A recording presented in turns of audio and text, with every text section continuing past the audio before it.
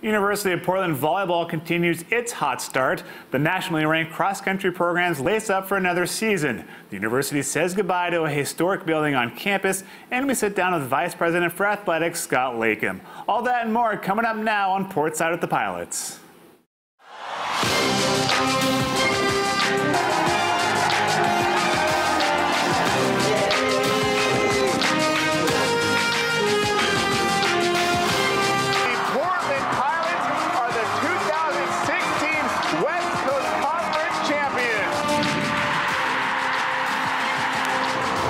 Welcome to another weekly edition of Portside with the Pilots. I'm your host, Adam Lindman. The University of Portland cross-country teams are coming off a banner year in 2016 and are looking forward to another exciting season. The women's team won the 2016 West Coast Conference Championship last fall in thrilling fashion, then went on to qualify for nationals for the first time in program history. Led by All-American Lauren LaRocco, the Pilots finished 22nd at the NCAA meet and opened this fall ranked 23rd nationally. With a talented incoming class and 4 returners that competed at nationals, reigning West Coast Conference Coach of the Year Ian Soloff is excited about his team's potential. This year we have some new talent that came in. It's really exciting. People like Yasmin Lau, who's a European under 25K champion on the track, really one of the top teenagers in Europe. And then we have a lot of returners who are stepping up and have a big opportunity to find their role and get a varsity spot. I'm excited to see who's going to really step up and develop and reach a new level that they haven't been at before. Men's cross country has reached the NCAA meet during 11 of the past 12 years, highlighted by a third-place podium finish in 2014. Here you go, the Pilots placed 13th at the NCAA Championships, and they return all WCC preseason selections Jeff Thies and Nick Hogger to anchor the lineup. The Pilots opened the season ranked number 14 nationally, and 4-time West Region Coach of the Year Rob Connor isn't shy about setting lofty goals for his team. I'm personally a guy who loves the polls. I like the motivation and you know, everything that it brings. Nationally, 14th in the coaches poll, and I think that 14th is, you know, a very realistic positioning for us. My goal is a top 10 finish this year, and our guys are motivated, organized, ready to go. So we're super excited to start the season. Following last year's historic cross-country season, Pilot assistant coach Kevin Williams was hired by the University of North Texas as their head cross-country coach. The Pilots quickly filled the position by welcoming Jack Mullaney, who was a 7-time marathon finisher and was most recently on the staff at Utah State. My focus here will be a lot on recruiting. I think the recruiting here has been one of the things that's gotten the program to where it is. You think about the type of student athlete that we get in the program and why we're winning championships. We recruit somebody that definitely has a real high focus in academics, but also in athletics as well. And I think they kind of go hand in hand. We get somebody that comes into the program with the mindset of, well, maybe I don't need to be the best person on the team, but the team that I'm on needs to be the best. And I think that's really what's taken us to the next level. The Pilot volleyball team continued its early season success as the team finished with a 2-1 record to claim the Lobo Classic title last weekend in Albuquerque. Portland, now 7-2 overall, opened the tournament with a 3-1 victory against Northern Colorado. After a tough 5-set loss to host New Mexico, the Pilots bounced back with a sweep of UT Arlington to secure the tourney championship. Senior Hannah Troutman and sophomores Katie Barker and Kaylee Thompson each earned all tourney honors, while Thompson was named the most outstanding setter. Friday we didn't have our best volleyball that we've ever played, but I think we did a great job rallying back on Saturday morning to come back and play UT Arlington. I think the biggest takeaway is that no matter where we go, no matter who we play, that we just need to keep playing our volleyball and worry about our side of the court instead of their side, and then not get caught up on things that they do, because all we need to do is focus on our things and then we play to our potential. The Pilot men's soccer team dropped a heartbreaker to Pac-12 power Cal on Saturday. With the score tied 1-1, the Pilots had a PK to win in the closing seconds of regulation, but Cal goalie Drake Callender came up with a big-time stop, and the Bears stunned the Pilots against the run of play with the golden goal in the 103rd minute. The Pilots are 3-2 this year, with both losses coming in double overtime. Trying to get over this tough loss, obviously. We're just trying to grind every day, trying to become better, putting in the work at practice. We know we got a big game versus Oregon State. They're going to come out, it's going to be a physical match, and we just got to be prepared to match that. Pretty familiar with the coaches there. Played them twice last year with UCLA, so I kind of know what to expect, as I'm sure Nick does and Leonard does. But I think it's very crucial, especially if we want to try and break into the top 25. It's going to be very important for us to get these 3 wins. Exciting times are ahead for the Portland rowing team, as the program is expected to have a new on-campus boathouse in the next year. In the meantime, the team will call Vancouver Lake home, and last weekend they held a dedication at the program's brand new boathouse and aquatics training facility. I think seeing the boathouse go up at Vancouver Lake last spring and being able to move in there this summer and work on the finishing of the boathouse has given it great excitement towards what we can do and what we can see in the future for campus. We made the decision to leave the Portland boathouse knowing that we have the structure up at Vancouver Lake that we could go and make a home and get our training in that we needed to this year. So we have a boathouse dedication that happened this weekend. It's great to bring the community together and honor our event and honor the naming of our building and make it a part of Portland. Coming up next, we'll sit down with the University of Portland Vice President for Athletics, Scott Lakem. You're watching Portside of the Pilots on CSN.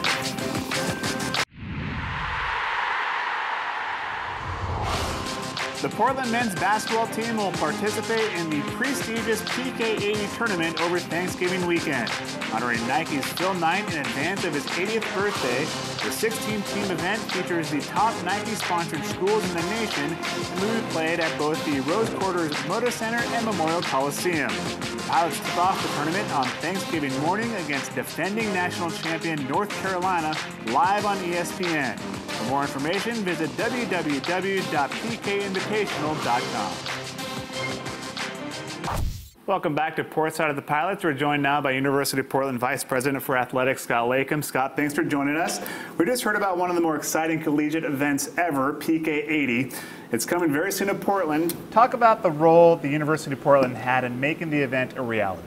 Adam, I'm glad it's very soon. I mean, this has gone back 4 years, and a call we received one day out of the blue from Michigan State AD Mark Hollis asking, one, if we'd help host the event, and two, if we were willing to be in the event. We said, where do we sign up? How quickly do we jump in? And the last 4 years has been working with Michigan State, our friends at the Moda Center, Nike, and ESPN in making this event a reality. In terms of our role, we are one of the hosts of the event. We're an official practice site. We're helping with some game operations, athletic training, and some other pieces within those 4 days. But it can't come soon enough. We've been recruiting to it for the last couple of years and are excited it's here. And obviously the Pilots will face some quality competition that weekend, including defending national champ North Carolina. Talk about what kind of impact playing games like that can have on a program. Well, you recruit to that. I mean, you have student athletes, and you want student athletes that want to play on a national scene against the best teams this country has to offer. We were very fortunate last year to get a late call and be in the Anaheim Classic, the old Wooden Legacy at the Honda Center and Cal State Fullerton. We played Lonzo Ball and UCLA on Thanksgiving night, played a really good Dayton team and Archie Miller the next night. I think that will help us get ready for what's here this November. And scheduling, as you know, not always easy for men's basketball. Talk about what goes into putting together a schedule. And you even turned to Twitter for a little help this year, didn't you? Scheduling's a nightmare. I mean, you're trying to find 13 games, and you're trying to guess exactly how you're going to be in a given year and how your opponents are going to be in a given year. Now, with transfers and the way rosters turn over in this business, it's really hard to know what you're going to look like in 2, 3, 4 years and what your opponents are going to look like. These multi-team events like PK80 and the Wooden Legacy, you build around that first. Those 4 games, and those are really a best chance for a mid-major to play a high-level team. After that, we balance with 3-4 games. We feel we have a good chance of winning. Maybe another tough road game and 3 or 4 coin flips. But it's hard. And Twitter, we got desperate. We thought we had a 4th game in the PK80. Got a call that it fell through. We actually got a lead that I think is going to end up being that 31st game. Very nice. Now, the University of Portland is seemingly ever expanding. That includes athletic facilities. Talk about some projects that might be on the horizon. Baseball field continues to be a big project for us. Joe Etzel Field. We are in the middle of a player lounge in the Panovi hitting facility, which will be big for that program, given their locker room is in the Child Center. The river property is the next frontier, and it's coming soon. We anticipate that we'll start 2 full-size soccer fields there sometime in October. 1 grass, 1 turf. The grass will be largely a varsity practice facility for us. We don't have a full-time pitch. We will now. The intramural will be another Prue pitch for us, a chance for club, intramural, ROTC, some of our varsity sports. We don't have another green space on campus. That will help. Right behind that is the boathouse and dock. We've secured a couple of big donations there recently. That will be a July 1 project for next summer. And then right behind those, we actually had a meeting on those tonight, are a new track and a 6-court tennis center, which will, those projects will directly affect 11 of our 16 programs, but all will benefit. All right, time to turn to Facebook, where we got some questions this week. The first one, what attributes and qualities do you look for when hiring coaches? I think when you hire anybody, coaches, staff, you have to look at fit. When you open a job, whether it's a head coach, an assistant coach, an associate AD, there's 10, 15, 20 people in the pool that can do the job skill-wise. Who is that person that fits your culture and fits with your existing staff and the university mission? That's the person you're looking for.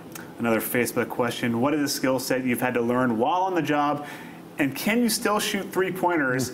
Follow-up question, could you ever shoot 3-pointers? Thank you, Adam. Skill number 1 is managing up. 2 is multitasking. 3 is dealing with wisecracks from employees like that one. Yes, I used to be able to shoot 3-pointers. And yes, my 9-year-old can now beat me in a 3-point shooting contest. Impressive. This one comes from superfan Duncan Strang. What would you be doing if you weren't an athletic director?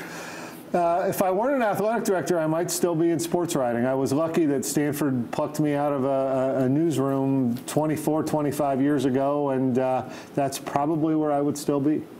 All right, time to look behind the scenes a little bit. We're going to go through some series of questions. You're going to name some people. First, funniest coach on staff. Funniest coach on staff for me would be Rob Connor, whether he's trying to be or not. Most intense. Most intense coach. That's a good one. They all have some sort of level of intensity. Everybody has intensity in that group. I would say in the moment, in the game, Terry Porter. Most likely to succeed on Jeopardy. Brent Crouch. Absolutely. That was an easy one. You might have already said his name. Best golfer. Terry Porter, Adam Lindman second. Wow, close second. Best noon ball player. Best noon ball player. Garrett Smith has a pretty good shot. I don't know what he's like at noon ball, but he can shoot out in Childs before games. I would go with Garrett. I've seen him on the free throw line. He likes those free throws.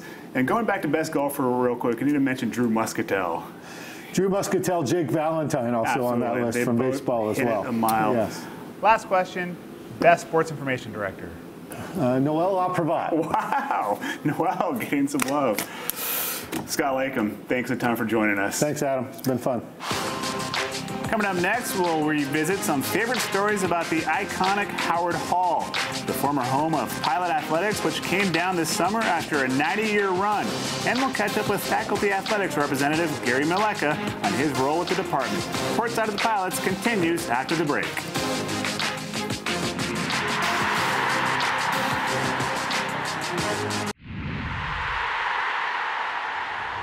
Welcome back to Portside. Howard Hall has quite a history on the bluff since it was built more than 90 years ago. The building was sadly taken down this summer to be replaced by a much-needed new academic building. But Howard Hall's legacy will always have a spot in the hearts of generations of UP alums. part of everything we do here in terms of community. Howard Hall had a lot to do with that. Great times, fun times, and I just remember a great gathering place to play intramurals or just to be with your friends. 90 graduating classes will have had a touch point with Howard Hall. For a building like that to last 90 years and service the community the way it has is remarkable. I loved Howard Hall because there's so much character, so much history, and, you know, the big pilots on the gym. That's what I loved about Howard. You were right in the action. It was a loud basketball court, loud gym. Jack Avina would be prowling the sidelines, but it almost seemed like you were part of the action. I was a gym rat. I would go to class and then I'd come over here to Howard Hall and shoot baskets. And I connected with some North Precinct police officers who would be here on Thursdays around 10 a.m. And I started playing basketball with them. And I actually went on a ride-along with one of them. And I fell in love with police work. And that's where it started, at Howard Hall, playing basketball with the North Precinct police officers. It was wonderful.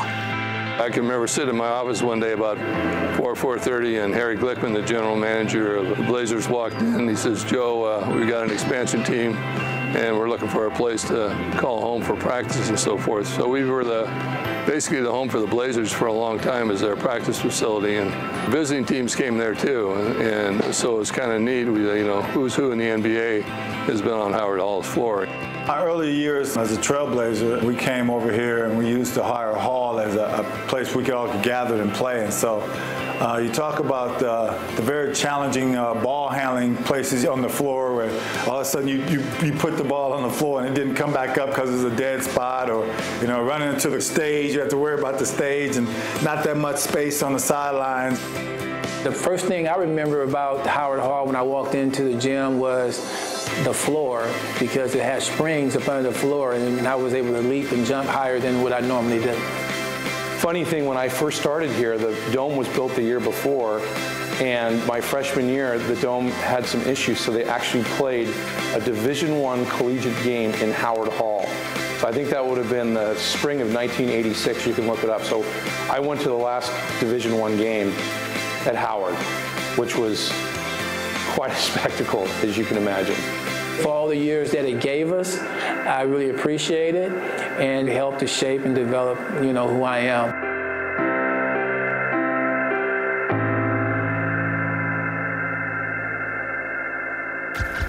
Dr. Gary Maleka has many titles at the University of Portland in his role as professor and the interim dean of the College of Arts and Sciences. But student athletes know Dr. Maleka as the faculty athletics representative, a role that he has valued greatly for the last 4 years.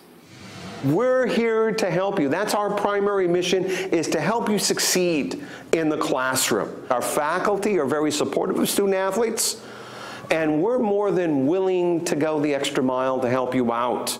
As faculty athletic representative, I like working with the staff. It gives me an opportunity to see a lot about the university that I probably was unaware of, and the many contributions that are made by the athletics department to our university. As an administrator, Gary's an amazing help. He helps us work through problems, work through issues, strategize on how to get things done for our student athletes, and since he's taught them in the classroom, he has a really great idea of what our student athletes' lives are like on campus. I had Dr. Maleka last spring semester for American Political Thought, and I think he's an amazing professor purely for the fact that he is so passionate about what he's teaching. Like, the stuff he's talking about in government and stuff, like, he genuinely is so bought in and loves what he's talking about, and in turn, because he loves it so much, you start to be like, I love American Political Thought. This is a great opportunity for you to grow, not only in terms of athletics, but also a great opportunity for you to grow academically. And one of the things that our student athletes do, and we pride ourselves on this, is that they excel in the classroom. It's really amazing that Gary's going to be able to serve as our faculty athletic rep while he's also working as the interim dean of CAS this year. We're just excited that we get to keep that association with him while he manages a really, really important role on our campus. My goal is to make sure that, you know, the College of Arts and Sciences thrives, that our faculty are able to carry out their activities and embark on some of the exciting things that they're doing in the college. Why you're here is to get an education in addition to competing in Division I athletics at a high level. And we want you to succeed in both.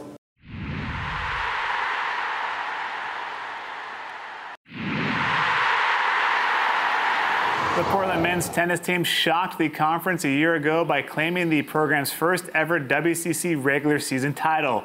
The Pilots finished with an 18-3 overall record, and head coach Aaron Gross earned WCC and Regional Coach of the Year honors, while junior Mike Perverlarakis was named the Conference Player of the Year. The team was presented with their championship rings at halftime of Friday's women's soccer game. It's just the memories, you know. I mean, the ring is beautiful and it's awesome, but it'll be something that we'll have together forever and symbolizes, you know, a period of time that's really special, and then hopefully we have more coming up. We're a big family, and it's an honor to take the rings all together in the soccer field. Too bad we don't have Mathieu with us. He's playing a tournament down in California, but I mean, he's here with us, you know, next to us in our soul, you know. It's an honor to get the rings together. The Pilot volleyball team will look to claim its third tournament title this season this week as the host of the Nike Invitational. Portland welcomes Portland State, UTEP, and CSUN to the Chalice Center. The Pilots are off to a 7-2 start this season and are looking to keep improving. We are just taking every single game 1 point at a time, and so if we stay disciplined and keep learning and keep competing in the best way possible, then I think that would be our best mindset going forward. We are definitely focusing on ourselves and how we can improve, especially over this past weekend where we made lots of little mistakes, and so we're going to focus on not making those again. The Pilot women's soccer team has lost by just 1 goal 5 times this season, including a pair of 1-0 setbacks to Baylor and Boise State last weekend. Portland will look to bounce back this Friday night when the Oregon State Beavers visit for a 7 p.m. match, televised live right here on CSN. The Beavers, coached by former Pilot men's soccer standout Linus Rode, are 3-2-2 and are coming off a 3-0 loss to BYU. Anytime there's an in-state rivalry, I think there's a little bit extra motivation from both teams to kind of be on top. And so it creates this, you know, really competitive atmosphere, and it's a really fun game to be a part of. It's easier than ever to get tickets to upcoming Portland Pilots home games. Just visit portlandpilots.com/tickets for more information. Use the limited time promo code Portside this week to get a 4-pack that includes 4 tickets, 4 hot dogs, and 4 drinks for just $44 to any upcoming home soccer match in September.